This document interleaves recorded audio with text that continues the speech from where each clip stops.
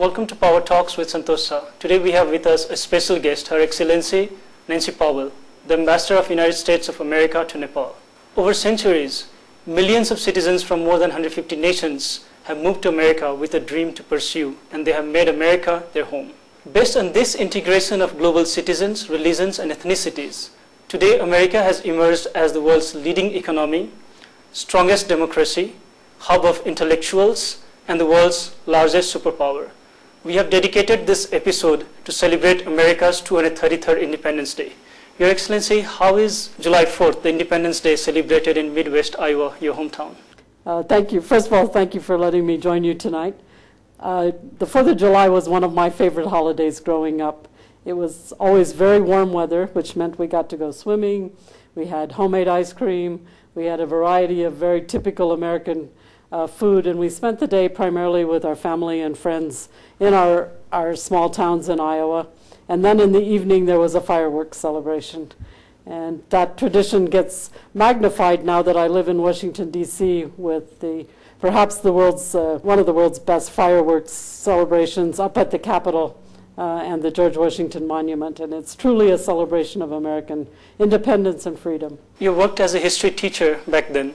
What is the value that you have shared with your students about American independence? I very much enjoyed talking about our colonial period and the emergence of the United States as an independent country. And I think the Declaration of Independence is a very shorthand way of describing what America's goals are.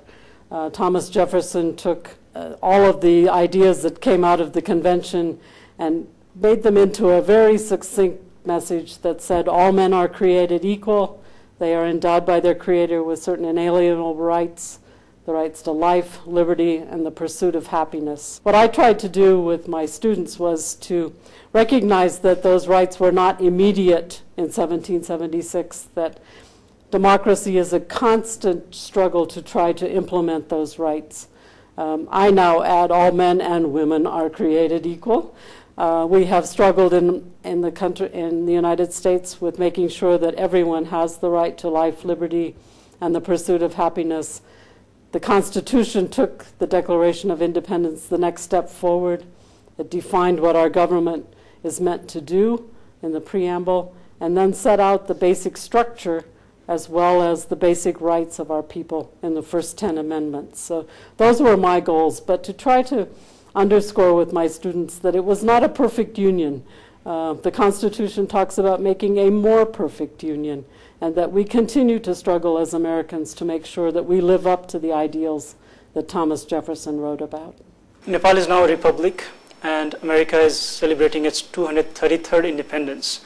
What are the common grounds that our nations can share when we talk of independence and republic? I think those basic freedoms that I just talked about in terms of life, liberty, and the pursuit of happiness, of being able to ensure that government services get to all people, the right to vote, freedom of press, freedom of assembly, freedom of ability to petition your government to address grievances, a court system that is free and fair, I think are all ideals that republics and democratic nations share. And Nepal, like America, is still working those out. It's not a perfect union yet. When you took your office in Kathmandu, the new building of U.S. Embassy was inaugurated. The building looks like a fort and very unapproachable. How can common Nepalese even approach freely? I think it's unfortunate that people have assumed it is a fort. It's actually quite nice inside, and it has made it much easier for us to work in Nepal. It's a very modern building. We've brought all of our AID people and our other agencies in under one roof, and so we are one team now. I think Nepalese are very good about approaching us. They are using the library in record numbers.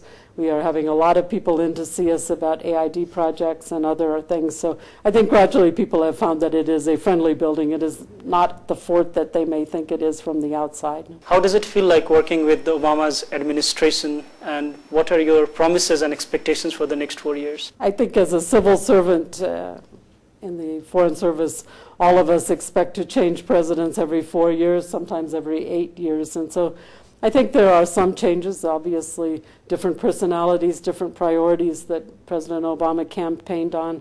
I've been very impressed so far with the discipline that he has brought to the process of looking at what his priorities were of introducing legislation to try to implement those, of executive orders, of making sure that he's communicating with the American public and the international public about his priorities. And I think we will see more of that over the 4 years. He's had a very, very strong beginning with a number of very significant pieces of domestic legislation. We're now about to get into a very vigorous debate about health insurance that I think will take most of the summer.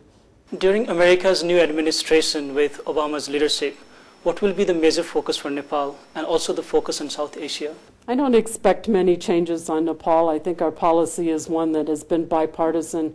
It's had support from both Republicans and Democrats. The focus is on trying to support the peaceful transition to a more democratic, stable, prosperous, and inclusive Nepal. There's been bipartisan support for our assistance programs, for our education programs here in Nepal, and I think those will change.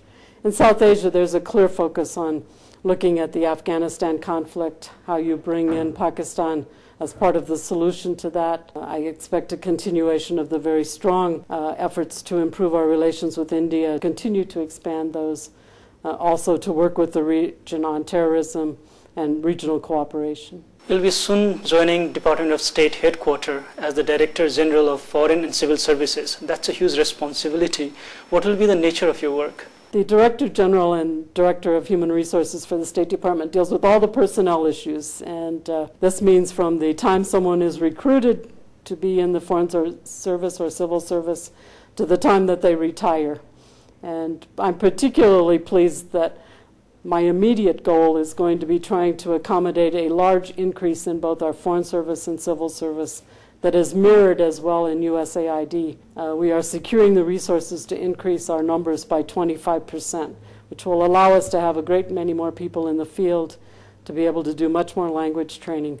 But it is a huge effort to, when you get down to planning where to put each of those people, how to move them through the system. And that will be one of my major tasks when I get to Washington. Will we see any priority for Nepal because you've just been the ambassador to Nepal? I won't be able to concentrate on Nepal, obviously, but I am hoping that some of the initiatives, we will probably have more Nepali-speaking officers who come out.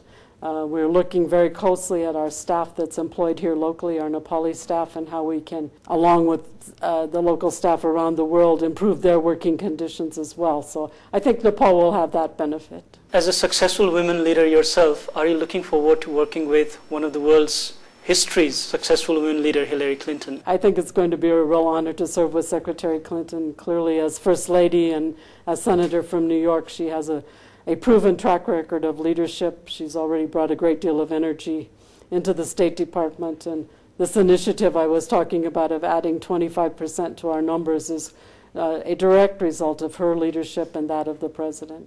Your office in Washington, D.C. is going to keep you very, very busy. Will you have time for your favorite hobby, which is photography? Well, I'm not going to have nearly as nice a locale and all of the things that I have enjoyed taking pictures of here in Nepal, but I think I can find time. I very much enjoy the history of Washington, D.C., the ability to look at the buildings and the monuments and the Americans and others who are enjoying them. So I hope to find a little bit of time. Your Excellency, we'll continue with our conversation after a short break. Do stay with us.